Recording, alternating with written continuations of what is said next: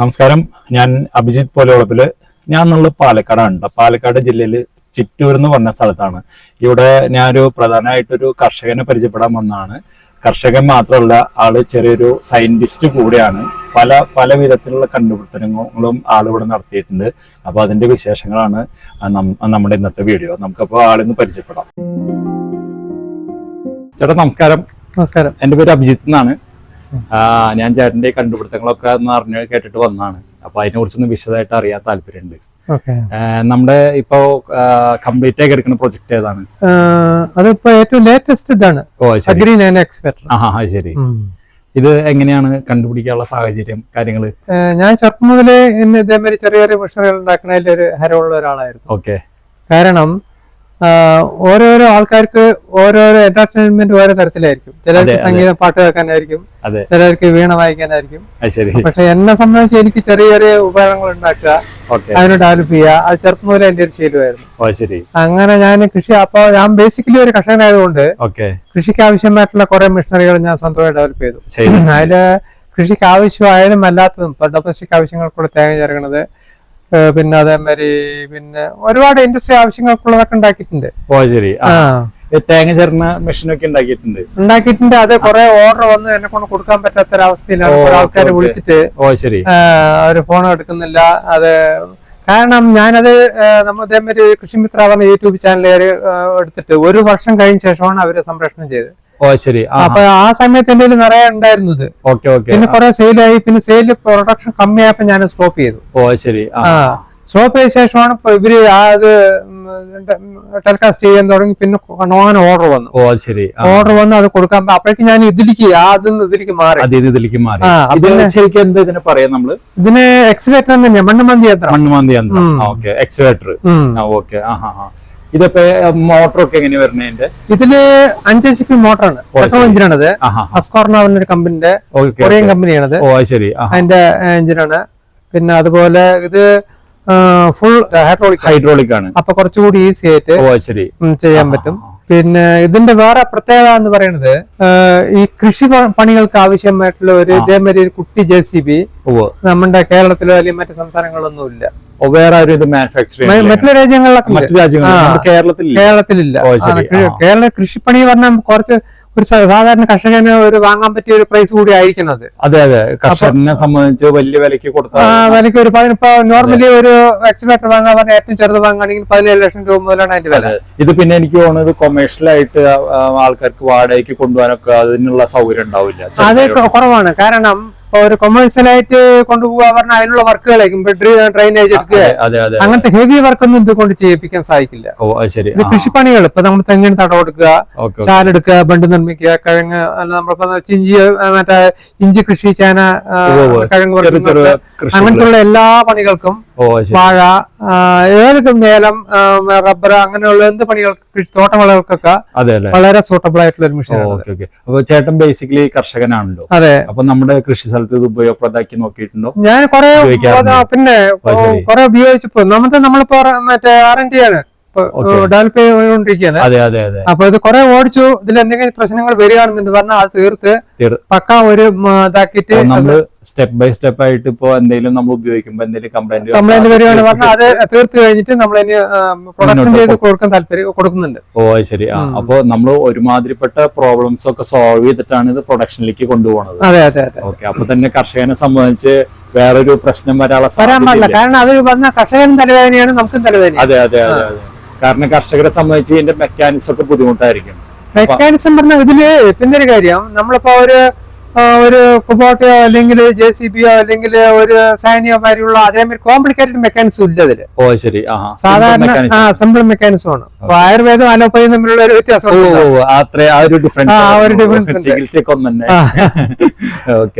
നമുക്ക് ഇതിന്റെ ഓപ്പറേഷൻ കാര്യങ്ങളൊക്കെ സിമ്പിൾ ആണോ? ഉദ്ദേശിക്കുന്നത് നേരിട്ട് കർഷകർക്ക് കൊടുക്കാന്നുള്ളതാണ്. അപ്പൊ ആ കർഷകനെ സംബന്ധിച്ച് ഇത് ഓപ്പറേഷൻ പഠിക്കുന്നതിന് എന്തെങ്കിലും ബുദ്ധിമുട്ടുകളുണ്ടോ? ഇല്ലല്ല. സാധാരണ ഹിറ്റാച്ചിന്റെ ആ ഒരു മെത്തേഡ് തന്നെയാണ് നമ്മൾ ഇതിൽ ആഡ് ചെയ്തത്. പക്ഷെ എങ്കിലും ഒരാൾക്ക് പെട്ടെന്ന് പോയി ഹിറ്റാച്ച് ഓടിക്കാൻ സാധിക്കില്ല. ഒരു മാസമെങ്കിലും കഷ്ടി ഒരു 10-20 ദിവസമൊക്കെ ഓടിച്ച് നല്ല എക്സ്പെർട്ട് ആയ ശേഷം പിന്നെ ആയിട്ട് ഉപയോഗിക്കാൻ പറ്റും. അതുവരെ ഒരു 10-15 ദിവസമൊക്കെ ഇരുന്ന് പഠിക്കേണ്ടി വരും എന്തായാലും. അത് നമ്മൾ അതിനുള്ള ട്രെയിനിങ് നമ്മൾ ചെയ്തു കൊടുക്കും. അല്ല നമ്മൾ പറഞ്ഞു കൊടുക്കും ഇന്ന തരത്തിലാണ്. ഇപ്പൊ ഒരു കാർ വാങ്ങിക്കഴിഞ്ഞാൽ ഇപ്പൊ നമ്മള് കാറ് കമ്പനിക്കാരൻ നമ്മളെ ഓട്ടം പഠിപ്പിക്കൊന്നുമില്ലല്ലോ, നമ്മൾ സ്വയം പഠിക്കാനല്ല. അതേമാതിരി ഇതിപ്പോ നമ്മളെ കൊണ്ടുപോയി നമ്മുടെ സ്ഥലത്ത് തന്നെ കുറേശ്ശെ ഉപയോഗിച്ച് അങ്ങനെ. എനിക്ക് തോന്നുന്നു ഇതൊരു കാർ ഓടിക്കാൻ അത്രയും ബുദ്ധിമുട്ടില്ല തോന്നുന്നു. അതിന് കാർ ഓടിക്കുന്ന ബുദ്ധിമുട്ടില്ല എന്തായാലും, കാരണം കാറ് പറഞ്ഞാൽ നമ്മൾ കൈവിട്ട് കഴിഞ്ഞാൽ ഓടി പോയി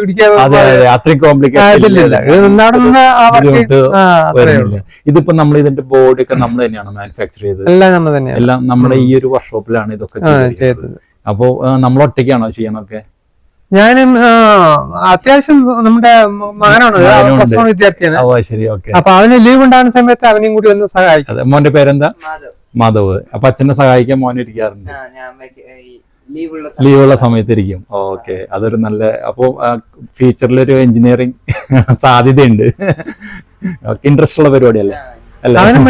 ഭയങ്കര താല്പര്യമുള്ള. അല്ല, ഇത് മെയിൻ ആയിട്ട് ഒരു ഇൻട്രസ്റ്റ് ഉണ്ടെങ്കിൽ നമുക്ക് മുന്നോട്ട് പോവാം. തീർച്ചയായിട്ടും. അതുകൊണ്ടാണ് നമുക്കിതൊന്ന് ഓപ്പറേറ്റ് ചെയ്ത് നോക്കിയാലോ? ഓക്കെ, അതൊന്ന്. പിന്നെ അടുത്തതായിട്ട് ഒന്ന് പറയാനുള്ളത്, ഇതിൽ ഇപ്രാവശ്യം റൂറൽ ഇന്നോവേറ്റേഴ്സിന്റെ നിങ്ങൾക്കറിയാതെ അവാർഡ് പരിചയപ്പെട്ടത്.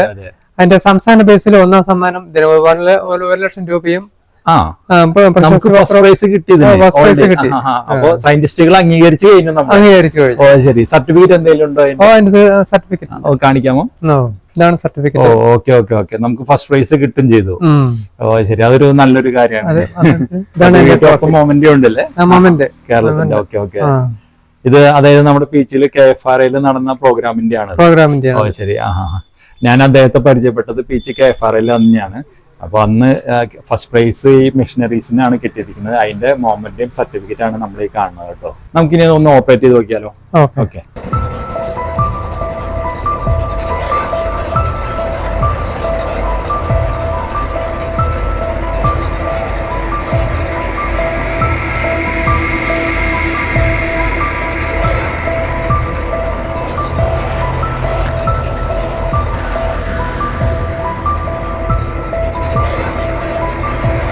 നമ്മളിപ്പോ സദാശിവൻ ചേട്ടന്റെ ഈ മിനി എക്സ്കവേറ്റർ ഒന്ന് വർക്ക് ചെയ്യിച്ച് നോക്കാൻ കൊണ്ടുപോവാണ്. ഇത് എത്രത്തോളം സ്ട്രോങ് ആയിട്ട് കർഷകരെ സഹായിക്കും എന്നുള്ള കാര്യങ്ങൾ നമ്മളൊന്ന് പരീക്ഷിക്കാൻ വേണ്ടിയിട്ട് നമ്മളിത് മണ്ണിലോട്ട് ഇറക്കിയിരിക്കുകയാണ്.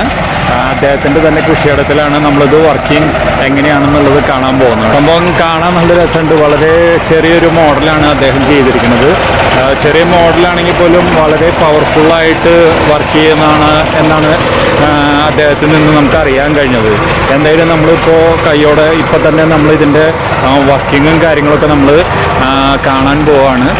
ഇത് എത്രത്തോളം പവർഫുള്ളാണ്, കർഷകർക്ക് എത്രമാത്രം കണ്ട് ഇത് ഉപകരിക്കും എന്നുള്ള കാര്യങ്ങളെല്ലാം നമ്മൾ അറിയാൻ പോവാണ്.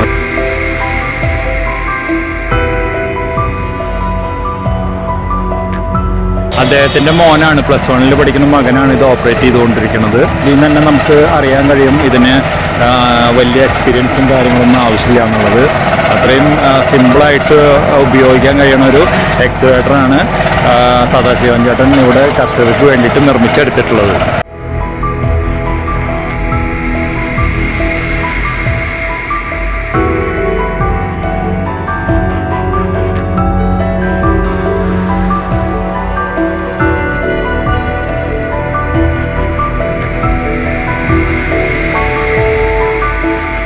അത്യാവശ്യം നല്ല രീതിയിൽ ഹാർഡായിട്ടുള്ള മണ്ണാണത്. അപ്പോൾ മെഷീൻ്റെ പ്രവർത്തനം നിങ്ങൾ കണ്ടു കാണുമല്ലോ. അതായത് നല്ല ബലമുള്ള മണ്ണിൽ നിന്ന് പോലും വളരെ സിമ്പിളായിട്ടാണ് നമ്മുടെ ഈ മിനി എക്സ്കവേറ്റർ മണ്ണ് മാന്തിക്കൊണ്ടിരിക്കുന്നത് കേട്ടോ. അപ്പോൾ അത്രയും സ്ട്രോങ് ആയിട്ടുള്ള മെഷീനാണ്. മെഷീൻ്റെ വലിപ്പമല്ല, പെർഫോമൻസ് ആണ് കാര്യം.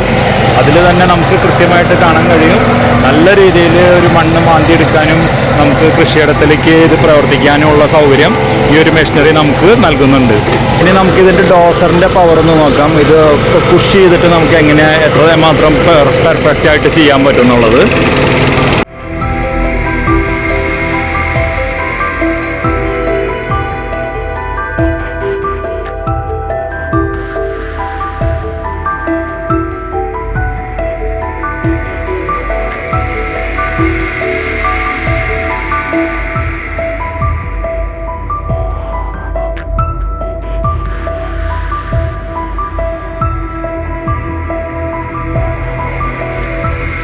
നല്ല രീതിയിൽ നമ്മുടെ ഈ മെഷീൻ ഡോസറായിട്ട് വർക്ക് ചെയ്തിട്ടുണ്ട്. അത്യാവശ്യം പുല്ലൊക്കെ നല്ലപോലെ ചെത്തി മാറ്റിയ രീതിയിൽ തന്നെയാണ് ഇത് ഇവിടെ പെർഫെക്റ്റ് ആയിട്ട് വർക്കിംഗ് നമുക്ക് കാണിച്ചു തന്നിട്ടുണ്ട്. മെഷീന്റെ വലിപ്പമല്ല പ്രധാനം, അതായത് ഇത്രയും ചെറിയ മെഷീനിൽ ഇത്രയും പെർഫെക്റ്റ് ആയിട്ട് വർക്ക് ചെയ്യാൻ പറ്റുന്നുള്ളത് എന്നെ തന്നെ അതിശയിപ്പിച്ച് കളഞ്ഞൊരു കാര്യമാണ് കേട്ടോ. കാരണം എന്താ ഇപ്പോഴും കുഴിയെടുത്തുകൊണ്ടിരിക്കുകയാണ്.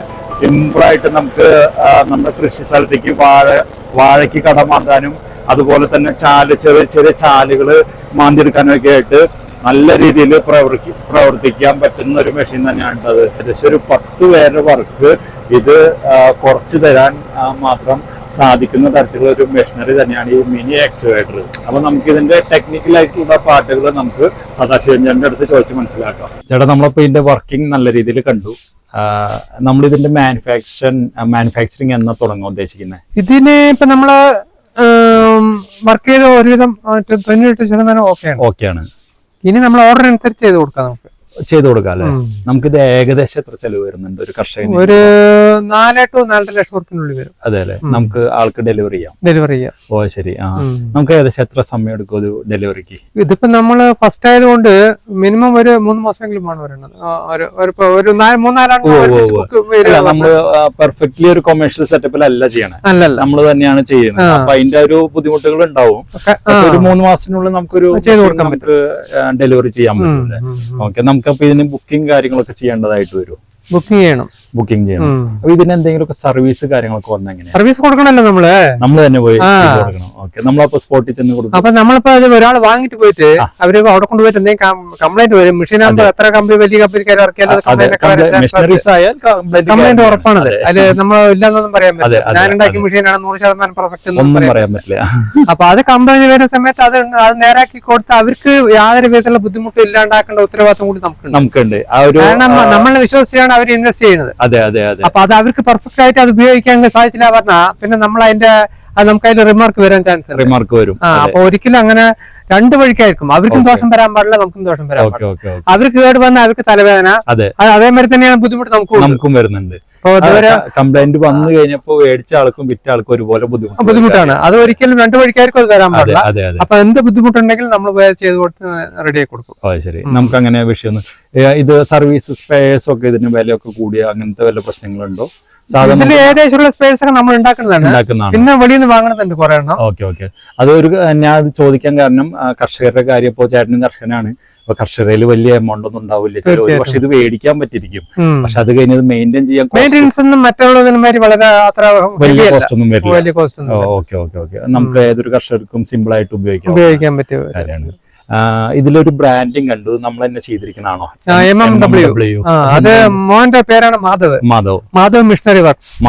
ഓക്കെ, ഭാവിയിൽ മോനാണല്ലോ കൊണ്ടുനടക്കണ്ടേ. ശരി, നമ്മളിത് രജിസ്ട്രേഷൻ ഒക്കെ കഴിഞ്ഞാണോ? എങ്ങനെയാണ്? രജിസ്ട്രേഷൻ ആവശ്യമില്ല. നമ്മൾ ഒന്നാമത്തെ കൃഷി സ്ഥലത്ത് മാത്രമേ ഉപയോഗിക്കാൻ പറ്റും, റോഡിൽ കൂടെ ഓടിക്കുന്നില്ല. പിന്നെ ഇതിന്റെ ഇപ്പൊ റോഡിൽ കൂടെ ഓടിക്കണമെങ്കിൽ കൂടിയിട്ട് ഒരു 30 കിലോമീറ്റർ സ്പീഡിലൊക്കെ പോകണമെങ്കിൽ മാത്രമേ അതിന്റെ രജിസ്ട്രേഷൻ കാര്യങ്ങളൊക്കെ ആവശ്യമുള്ളൂ.